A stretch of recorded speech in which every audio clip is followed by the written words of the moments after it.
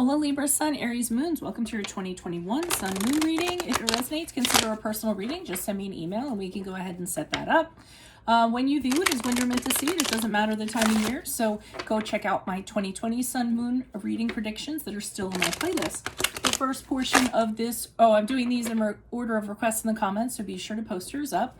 First portion of this reading, we will go over the traits of your Sun Moon combination. I'll lay out the main cards. We'll take a quick look at your 2021.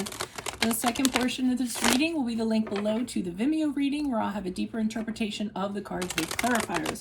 I'll be dividing the year up into 4 separate sectors. Other things to mention, check out my playlist for what is your ideal career based on your midheaven sign, what is your compatibility with your partner's sun sign. Ask me a question on Instago, check me out on Facebook, Instagram, and TikTok. Like, share, subscribe, and or donate. Otherwise, let's get to the traits of your Sun-Moon combination. So, Libra, Sun, Aries, Moons, you seek adventure, but not with a rushed pace, rather with a relaxed and calm attitude. While you long for peace, your Aries Moon has a difficult time complying. You're kind, balanced, and have instinct, but can also oppose authority and be cynical. Try to embrace more of your positive attitude to guide you. In relationships, you always have an abundance of friends and in a romantic partnership. What? Wait, what? And in a romantic partnership. I wrote this. I was like, in relationships, you always have an abundance of friends. And in a romantic partnership. I really don't know what I was trying to say there. I don't think I meant the last part. I think in relationships, you always have an abundance of friends. Oh, okay. And in a romantic partnership, comma, I punctuated wrong. You, okay. I'm going to go off of my writing here. What I was trying to say is that you like to be in romantic partnerships and you have a lot of them. However, you are forever the flirt, okay? This combination brings plenty of passion and love. You're very expressive with your feelings and direct. So just to backtrack, because obviously I wrote that late at night, you're capable of having a romantic partnership, but you're more tend to be flirty and kind of fun. Or if you're in a romantic relationship, sometimes you're flirty with other people. That doesn't stop. Okay. Phew. In career, you don't care for sedentary positions and are always on the move. Your office environment also needs to be upbeat, positive, and harmonious. You have a difficult time focusing on tasks that don't hold your attention. You like interacting with your colleagues, especially the ones that can keep up with your energy. Whew! I got through that, didn't I? Okay, so Holy Spirit, angels, divine guides, universe, can you please provide your truth, your wisdom, your clarity, and your insight for Libra, Sun, Aries, Moons for 2021? What do you see? What do they need to know to reach their higher ground, become closer to the universe and closer to divine through your messages for their greater goods? Any messages that you have for Libra, Sun, Aries, Moons for 2021 would be greatly appreciated, and we thank you. What do you see for January, February, March for Libra, Sun, Aries, Moons? We have the King of Wands in the upright. What do you see for April, May, June? You have the Eight of Pentacles in the upright. What do you see for July, August, September? The Nine of Swords in the upright. And October, November, December, we have the Knight of Wands in the upright.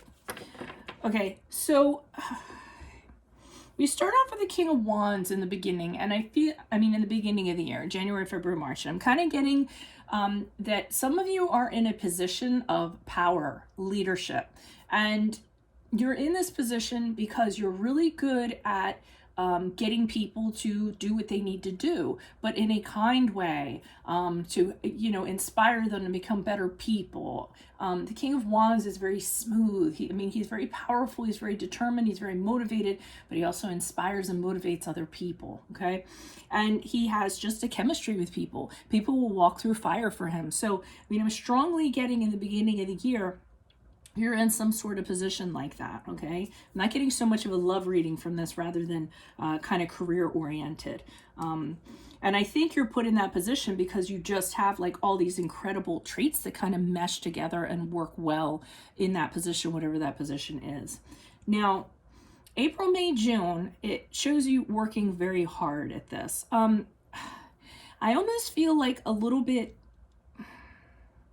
what I'm kind of getting from this is you're working hard, and as you go along, you're kind of learning your mistakes as you go along. So even though you're really good at your position, you want to improve yourself. You want to master yourself. You're doing everything that you can to really become like the best person at kind of doing it. And that's really important to you. So I see whatever this position is, you're trying to better yourself at it. Actually, like I said, become the best at it. It might be for more money. It might be for a promotion. It might be to elevate yourself or whatever, but that's what I see. Diligently working towards something, towards a goal, and not have any problem just kind of putting the work in to kind of do that. Now, we have the Nine of Swords here in July, August, September. And I really think that you're really getting stressed out and anxious, okay? And I think this has something to do with it. I think it's the position, how much work is required of it, how much pressure you're putting on yourself to excel at it, and all this other stuff. So during this period, it's really starting to catch up with you. You're really starting to get in your head. You're really starting to think, well, if I can't keep it at this level, what's going to happen? I think you're thinking way too far ahead. I think you're worrying way too much. I think that you're stirring up negative emotions that don't need to be stirred up, and it's causing like paralysis over power kind of thing. So, be careful of that period. But all ends well, because I see the Knight of Wands here in the upright. And when I said paralysis over power here, I think you're paralyzed and you can't get the power to kind of push yourself into something else or another position or what have you. You seem to have a lot of anxiety about that or fears about that.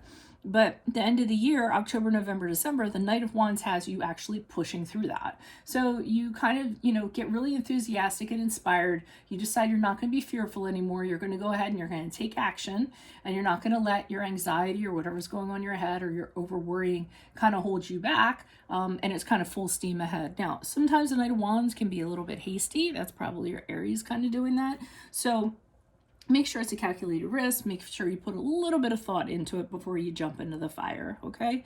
So that's what I have for you all. If it resonates, click on the Vimeo link below, and I will be pulling these clarifiers on these cards to get a deeper interpretation. Also, if it resonated, consider a personal reading. Just send me an email and we can go ahead and set that up. Go check out my playlist. In there are my 2020 Sun Moon predictions for you. And also, what is your ideal career based on your midheaven? What is your compatibility with your partner's sun sign? Ask me a question on Instant Go. Check me out on Facebook, Instagram, and TikTok. Like, share, subscribe, and or donate. Otherwise, I'll see you in the Vimeo reading. Adios from Veronica Garnett. Bye.